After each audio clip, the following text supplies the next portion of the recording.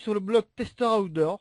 Aujourd'hui, je reçois Nathalie Mauclair, qui nous fait l'honneur et le privilège de venir à notre rencontre, qui est la toute nouvelle championne de France de trail long. Bonjour Nathalie. Bonjour Jean-Marc. Alors, tu n'es pas très connue encore par grand nombre d'auditeurs. Peux-tu te présenter rapidement aux auditeurs et aux lecteurs du blog? Alors, donc je suis Nathalie Mauclair, j'ai 42 ans, je suis mariée, j'ai deux enfants qui ont 9 ans et 6 ans. Je pratique la course à pied, donc là c'est ma 3e saison. Avant, j'avais pratiqué du VTT en compétition pendant 4-5 ans, une petite quinzaine d'années. Et autrement, en fait, je suis sportive depuis cette période-là. Avant, je ne faisais pas de sport. C'est quand même extraordinaire. 3 ans de course à pied, un petit peu de VTT, et tu es déjà championne de France de trail long. Cela représente quoi pour toi? C'est magique. C'est magique. Euh, en démarrant la course à pied, en fait, j'ai démarré par un marathon parce que c'est un copain qui m'avait lancé un défi de faire un marathon. Donc j'avais relevé le défi, je me suis préparée pour ce marathon et ça s'est très très bien passé. C'était un marathon qui était symbolique pour moi parce que c'était le jour de mes 40 ans, donc le jour où pour moi je devenais vétérane. Et depuis, j'ai pris goût à la course à pied et c'est comme ça que j'ai continué de progresser. En même temps, je pense que c'est aussi la rigueur des entraînements, la rigueur que je m'impose au quotidien dans ma vie qui me permettent de réussir et d'avoir pu accéder à ce niveau aussi rapidement. Est-ce que tu t'attendais à être championne de France cette année? Est-ce que c'était un objectif pour toi? C'est ce que j'espérais, mais championne de France, être sur le podium. En fait, mon objectif de début de saison, c'était d'être sur le podium. Et en même temps, l'année dernière, j'avais été blessée, puisque suite à ma grosse première année où j'étais championne vétérane de marathon et de semi-marathon, j'ai été blessée. Ça a duré 6 mois. Et donc, ma crainte de cette année, c'était de nouveau de me blesser.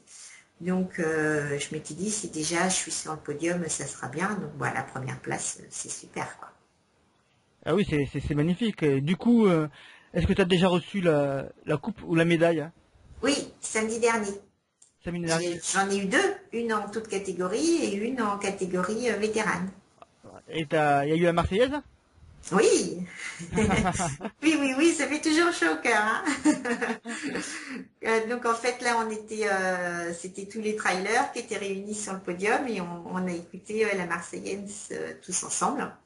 Et c'est vrai que c'était sympa parce que c'était un moment de partage et puis il y a toute une symbolique derrière. Donc oui, les sentiments de fierté, de se dire j'ai réussi à faire ça et puis là surtout en filigrane derrière, c'est je vais courir pour représenter la France l'année prochaine aux Mondiaux.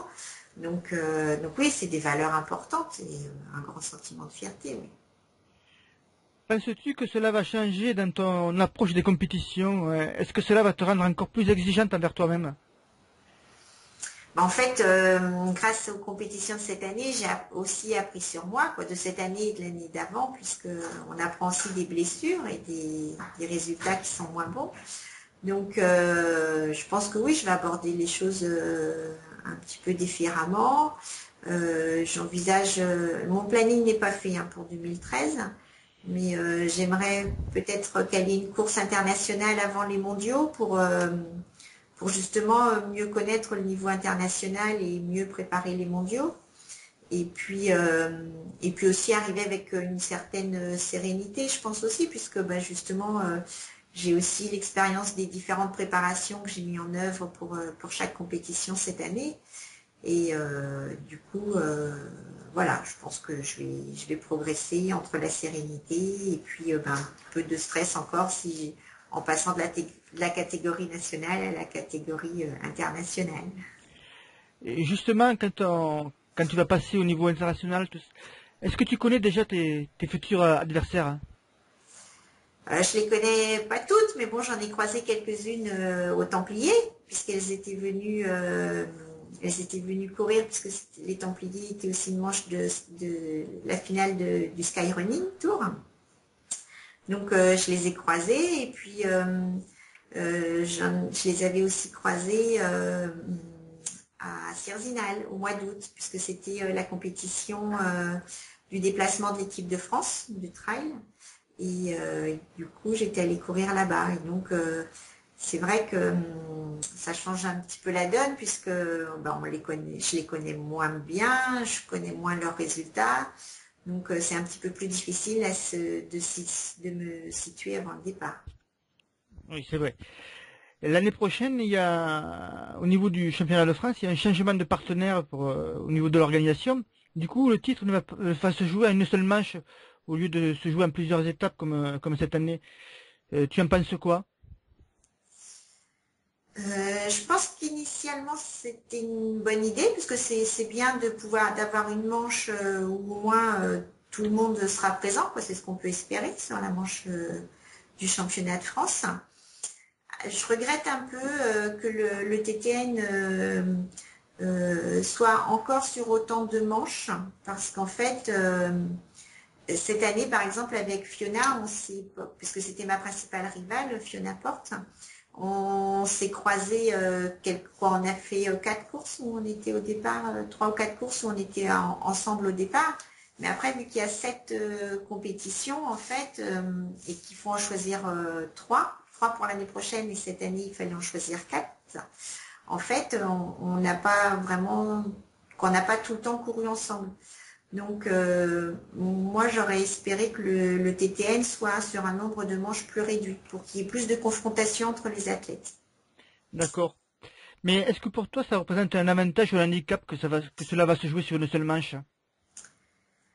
Je pense que je vais avoir moins de chances de garder mon titre, hein, quand même. Ce serait plutôt un handicap. Parce que justement, mes adversaires vont se préparer, je pense, pour cette manche unique. Après, ça dépend du terrain, de l'endroit où ça va avoir lieu, du profil de course. Donc, je pense que compte tenu de mon parcours et de mon profil, ce serait plutôt un handicap. D'accord. Tu as intégré cette année, ou il n'y a pas longtemps, le team Lafuma Vibram. Oui. Alors, une question toute simple, pourquoi eux et qu'espères-tu que cela va t'apporter? Alors en fait, c'est pas si récent. Il y a 3 ans, là, quand j'avais démarré la reprise la prise de la course à pied, en fait, j'ai eu l'opportunité d'intégrer le Team Raid, la Fuma Vibram. Mhm. Et j'étais partie faire un raid en Chine avec eux. Et puis, ils m'ont gardé dans l'équipe. Et donc, depuis, je fais quelques raids, 2 à 3 raids par an avec l'équipe de raid, la Fuma Vibram. Et c'est l'année dernière, effectivement, que Virginie Péchon, donc responsable communication de la Fuma Trail, m'a contactée pour intégrer le Team Trail. Et j'ai accepté parce que je connaissais déjà leur philosophie et l'approche sportive, quoi, ce qu'ils attendaient des sportifs. Et puis ça donnait du sens en fait de faire partie du Team Raid et du Team Trail. Ça me permettait d'avoir un seul sponsor et d'évoluer dans les 2 spécialités. Donc, je regrette pas mon choix, quoi. Ça s'est bien passé sur 2012 et c'est pour ça que je continue en 2013. D'accord. Et quand tu dis que tu fais des raids multisports, c'est des longues distances, des courtes distances en raid, Alors, il y a différents profils de courses. J'ai fait en septembre les championnats du monde de raid multisport. Donc là, c'était Raid in France. Donc là, c'était un profil long. On est parti sur 7 jours en autonomie. Donc on a parcouru 500 km avec 22 000 mètres de dénivelé positif. waouh. Donc oui, c'était une grosse expérience. Malheureusement, on n'a pas été classé parce qu'on a un équipier qui s'est blessé. Et, donc, les championnats du monde, quoi, les coupes en international, on est à chaque fois il y a 3 garçons et une fille. Donc Là, il y a un garçon qui s'est blessé, donc on a continué avec les 2 autres équipiers, on est allé jusqu'au bout. Donc sans se prendre de barrière horaire. Donc en fait, si on avait été classé, on aurait été 15e. Ce qui était une assez belle performance sur 80 équipes au départ. Autrement, après, il y a des formats, donc là, c'est vraiment le plus grand raid que j'ai fait. Après, il y a des formats où c'est sur 4-5 jours et on dort la nuit. Et puis, il y a les Coupes de France qui sont sur les week-ends, où en fait, on démarre souvent le samedi matin et ça se finit le dimanche midi.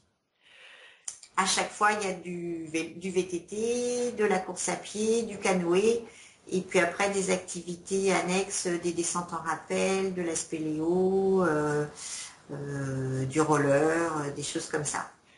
En fait, il faut être vachement complet. Comment tu gères les entraînements? Parce que quand tu participes à une compétition comme ça, j'imagine que pendant un certain temps, tu veux pas trop faire de trail, par exemple. Ça ne te handicape pas trop? Non, parce que dans ma préparation trail, déjà, j'ai le vélo qui est intégré. Donc en fait, toutes les semaines, je fais minimum 2 sorties de vélo, voire 3. Donc soit vélo de route, soit VTT. Et puis, je fais aussi de la natation, où donc du coup, quand je prépare un raid, bah, je transforme la natation en canoë. Et donc, je fais un peu plus de volume, mais et effectivement, je prévois pas un trail dans ma période de préparation pour un raid. Mais pour moi, c'est complémentaire. D'accord. Trail, VTT, natation, spéléo et compagnie. Comment tu t'organises pour tes entraînements? J'ai pas d'entraînement de spéléo, hein. Mes activités sont course à pied, vélo, natation et donc canoë.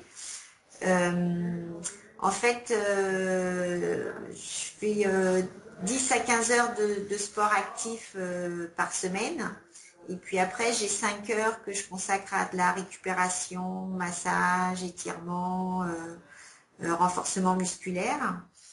Bah, c'est de l'organisation, beaucoup de travail le week-end, quoi, beaucoup de travail, beaucoup d'entraînement le week-end. Où là je fais près de 10 heures et puis après bah, la semaine c'est ou le midi quand je peux me dégager à mon travail ou le soir. Ouh là, ça fait un sacré programme. Qu'est-ce J'ai que la chance d'avoir un mari qui me soutient complètement dans mes activités, dans mes projets. Donc, bah, il me seconde beaucoup pour les enfants, quoi. C'est même lui, il me seconde pas. Il est en première ligne pour les enfants. Et puis, bah oui, c'est de la collaboration. C'est une petite équipe à l'intérieur de la maison. Ah oui, oui, c'est certain. Et quand tu parles de récupération, tu parles tu as parlé de massage, mais est-ce que tu fais aussi de l'électrostimulation, par exemple? Euh, Pas beaucoup, mais bon, ça m'arrive, hein, je suis équipée, j'ai un complexe chez moi, mais je m'en sers assez peu. J'ai la chance de travailler dans un centre de rééducation. Je fais plutôt de la pressothérapie pour favoriser le retour veineux, drainage des toxines au niveau des jambes. Donc ça dépend des périodes, mais ça, je peux en faire régulièrement. Et puis surtout étirement, beaucoup d'étirements, c'est ce qui m'a permis de repartir suite à ma blessure de l'année dernière. Et étirement et renforcement musculaire. D'accord. Je vois que tu parles beaucoup de ta blessure. C'était quelle blessure que tu as eue l'année dernière, hein? C'était une tendinite au niveau pyramidal, de la fesse gauche. Et puis après, ça s'est déplacé vers l'ischio-jambier. Et, euh, et oui, c'était une période difficile à vivre. Oui, surtout quand on fait beaucoup de sport, j'imagine que ça va être un peu compliqué. Et pour en revenir à la Fuma, tu utilises exclusivement leur matériel? Oui, oui, oui. Je courais avec leurs chaussures, bah, les vêtements, tous les vêtements techniques. Et puis aussi en raid, on utilise beaucoup les sacs à dos. Et puis en compétition de trail aussi, j'utilise les porte-gourdes. J'utilise exclusivement leur matériel et je trouve que c'est du bon matériel qui est bien adapté à nos contraintes pendant les courses. Ok. Et au niveau, je vois que tu es très rigoureuse au niveau des entraînements, de la récupération. Es-tu aussi rigoureuse au niveau alimentaire? Ah, je crois que c'est un peu mon point faible. J'essaye, mais je suis plutôt d'un profil gourmand. Donc c'est toujours un peu compliqué d'atteindre le poids de forme avant une compétition. Mais oui, oui, je suis obligée de m'imposer quand même une certaine rigueur. D'accord. T'es suivi par un diététicien ou pas? Non, je suis infirmière quand même de formation. Maintenant, je suis cadre infirmier, donc j'encadre les équipes soignantes dans un centre de rééducation.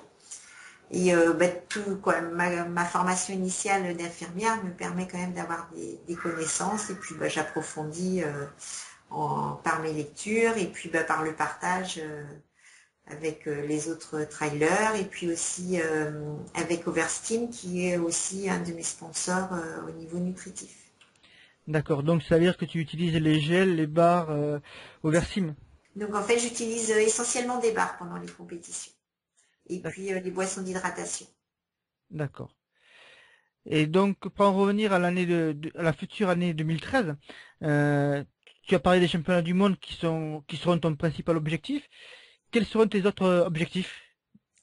Ils sont pas encore complètement posés, donc il y aura il y aura un raid, je pense, au niveau international, donc un raid de 4-5 jours.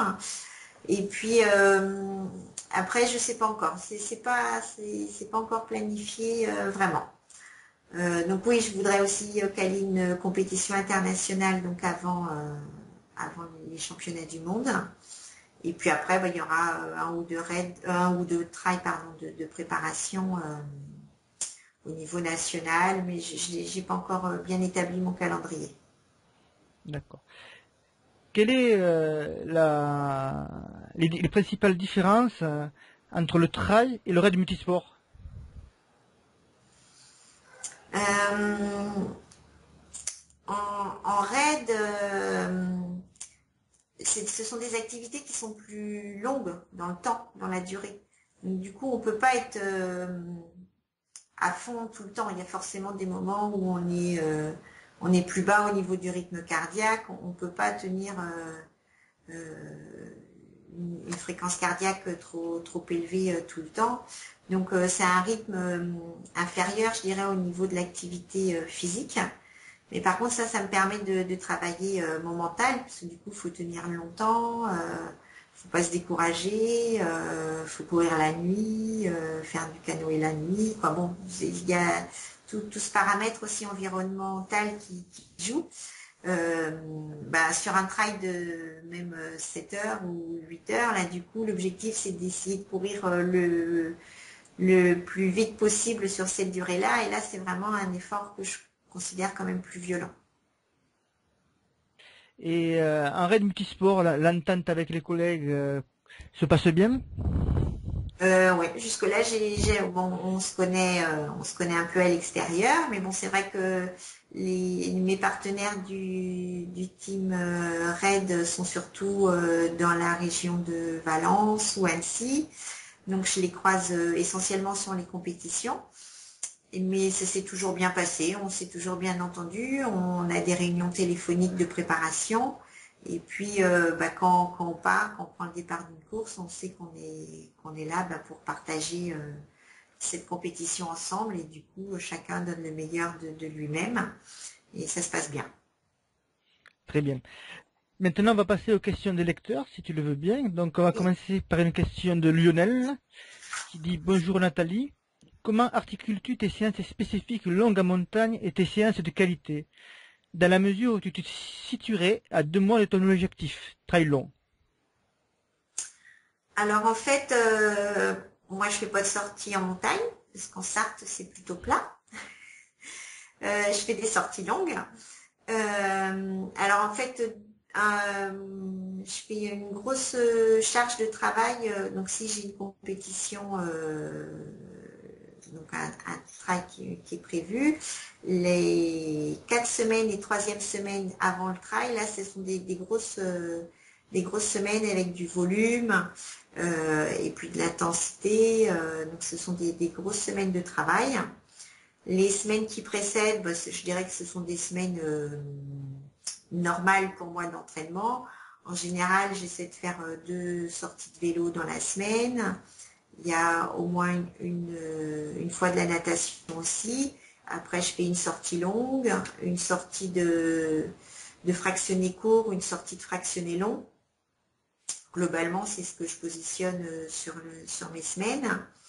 Et puis, donc après, il y a les 2 grosses semaines de travail. Et puis après, les 2 dernières semaines qui précèdent la compétition. Donc la dernière semaine, elle est très très allégée. La semaine d'avant, elle est un peu plus allégée aussi. Bien. Alors maintenant, on va passer à une question de géoff. Alors il y en a plusieurs, hein, on va commencer par la première. Sachant que l'organisme est extrêmement sollicité sur du long trail, quelle est la durée de repos complet d'après course pour toi? Alors en fait, je fais très peu de repos complet. J'en ai fait après mon raid multisport là, au mois de septembre. J'en ai fait après les Templiers parce que bah, c'était la fin de saison et je me sentais vraiment fatiguée. Donc là, ces 2 fois-là, j'ai fait 10 jours de repos complet. Mais autrement, tout au long de la saison, j'ai pas fait de repos complet. En général, si je cours le samedi ou le dimanche, le mercredi, je remonte sur mon vélo. Et puis, je trottine le vendredi ou le samedi. Je vais à la piscine le vendredi. Quoi, je reprends tranquillement une activité pour remettre les muscles en action, mais vraiment tout doux, quoi. Alors cette deuxième question maintenant. Tu as réalisé tes plus belles perfs sur des courses avec assez peu de dénivelé. As-tu pour projet de courir des courses avec un dénivelé positif plus important? Oui, oui, oui, parce que bah, donc au championnat du monde, je pense qu'il y aura plus de dénivelé. Bon, en même temps, j'ai fait aussi 2 fois les Templiers où il y a 3000 mètres, plus de 3000 mètres de dénivelé positif. Je fais les raids quand même où il y a du dénivelé positif. Euh, donc bah, on verra sur mon calendrier de course, mais moi je défends aussi le fait que le trail ce soit pas forcément avec beaucoup de dénivelé. Il faut rappeler que c'est une course nature. Après, effectivement, quand on habite dans le sud, on a la chance de pouvoir faire plus facilement beaucoup de dénivelé, mais des trailers, il y en a partout sur la France. Et je pense qu'on peut se faire plaisir avec des courses de trail sans avoir forcément beaucoup de dénivelé. Je suis d'accord avec toi. Et fais-tu une coupure dans l'année et par quel type d'entraînement reprends-tu? Donc en fait, comme je le disais précédemment, non, je fais pas vraiment de coupure dans l'année. Donc là, depuis les Templiers, donc comme je disais, coupure complète de 10 jours. Et depuis, bah, j'ai repris, mais vraiment tranquille, histoire de garder une petite activité physique. Là, je vais reprendre des entraînements un peu plus soutenus pour les crosses, quoi, soutenus en intensité, mais pas des longs entraînements pour regagner du rythme, pour faire les crosses à partir du mois de janvier avec mes collègues de mon club. Et puis après, on reprendra des entraînements plus adaptés au trail à partir du mois de fin janvier, début février. D'accord. Quand tu dis que tu fais beaucoup de volume, quelle est la durée de tes séances? C'est de la rando course? C'est des longues séances? Elles sont de combien de temps à peu près? Je fais très peu de rando course, par contre, je fais des entraînements parce que donc en Sarthe, on peut toujours courir. En fait, le dénivelé nous impose pas de monter en marchant. Donc en fait, je fais mes sorties longues, elles sont de 30-35 km. Donc ça me fait 2h30, 3 heures maxi, quoi. Est-ce que tu fais des enchaînements VTT, course à pied ou course à pied VTT? Je les fais pas en enchaînement, mais sur une journée, il peut même m'arriver de faire 3 activités. Le matin vélo, l'après-midi canoë, et puis le soir, je repars pour courir. Mais je les fais pas enchaîner. Ok. On va passer maintenant à une question de Laurent Vautrin qui dit: pour tes séances de travail en côte, peux-tu dire que tu travailles ta VMA? Ou alors, est-ce qu'une séance de côte à un bon rythme peut remplacer une séance de VMA? Alors, moi, je suis pas de l'école d'athlée. Alors, la VMA, ça me cause pas beaucoup. Je travaille vraiment aux sensations. Bon, maintenant, je me connais assez bien. Je sais jusqu'où mon cœur peut monter, mes limites. Mais donc oui, la VMA pour moi ça me parle pas trop. Quand je fais des séances de côte, en fait, j'ai remarqué, j'ai mes petits chronos de référence. Moi, je travaille plus au chrono du coup, et puis j'essaie de donner le meilleur de moi-même et puis d'avoir des bonnes sensations au niveau des jambes. Est-ce que tu utilises un cardio-fréquence-mètre, un GPS? Oui, oui, j'ai un GPS cardio-fréquence-mètre et je l'utilise en course, même sur les trails longs, je le prends. Parce que le cardio, ça me permet de rester, d'avoir des données objectives et de voir si mon rythme baisse trop, de me relancer, de me remotiver. Je me dis, allez, là, t'es trop basse, faut que tu repartes, relance-toi, quoi. Donc oui, je cours avec. D'accord. Et maintenant, on a une question de Sean qui demande, lui, qu'est-ce qui te fait tenir mentalement sur les longues distances? À quoi penses-tu pour continuer d'avancer et résister au froid, à la pluie et à la nuit? Je pense à mes expériences positives que j'ai pu avoir avant. Donc là aussi, je vais faire référence au raid, puisque moi, on court plus la nuit, donc du coup, ça me renforce mentalement. Je cherche des images positives, je pense à mes enfants, j'essaie de jouer des situations comme à Gruissant où il y avait un vent glacial, je jouais avec le vent, je me portais sur le vent. J'essaie de positiver les situations et puis je me dis plus vite je vais courir et plus vite je vais arriver au bout et donc moins longtemps ça va durer. Cette année, tu as été première du trail du golfe du Morbihan, première du Grissan Phobus Trail, deuxième de l'éco-trail et première au trail des gendarmes et des voleurs. Quelle a été la plus belle victoire pour toi? Ah, les gendarmes et les voleurs. C'était vraiment une course qui a été facile pour moi, alors que qu'il y avait quand même 65 km, je crois, un dénivelé supérieur à ce qui était annoncé.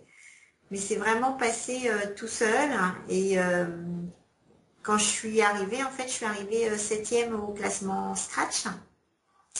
Donc c'était vraiment le plus beau résultat que j'ai fait sur mes courses cette année. Et j'ai vraiment pris plaisir et c'était vraiment mon meilleur souvenir. Et ton plus mauvais souvenir de la saison? Ah, c'est l'éco-trail. L'éco-trail parce que c'est vrai, je pense que c'était là où j'étais le mieux préparée. J'étais bien affûtée, j'avais fait toutes mes séances d'entraînement, quoi. Tous les indicateurs étaient au top. Et en fait, il a fait très chaud. C'était un samedi où il a fait déjà le départ à midi où il faisait très chaud.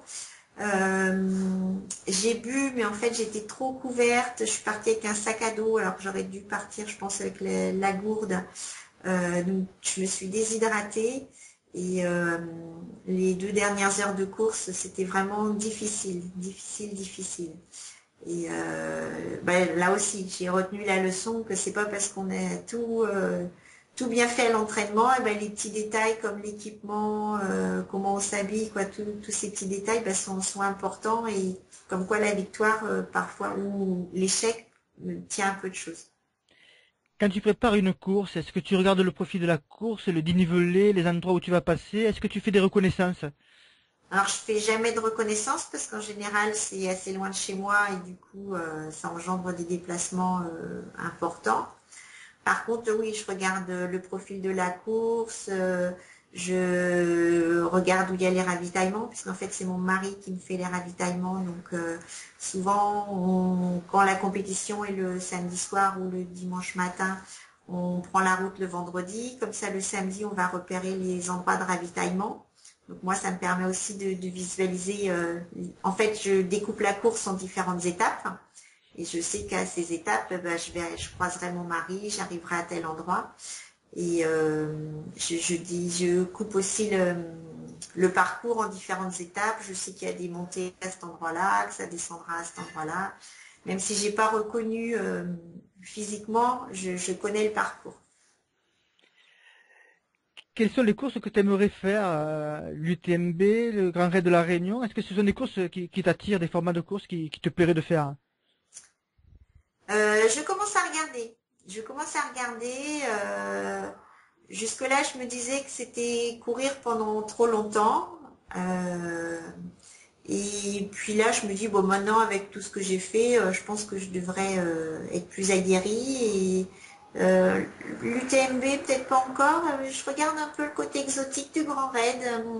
Pourquoi pas? Donc on peut dire que peut-être pas certainement pas l'année prochaine, mais dans les quelques années à venir, Voilà. on te verra là-bas. J'espère.